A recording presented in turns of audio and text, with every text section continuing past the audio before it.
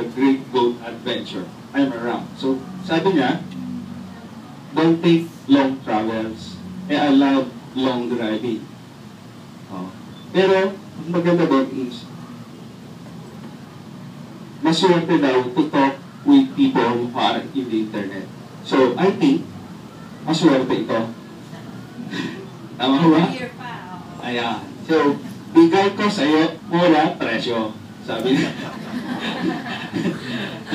Okay, so, thank you for coming. Okay? That one, the AVP shown to you, hindi pa siya nakapublic.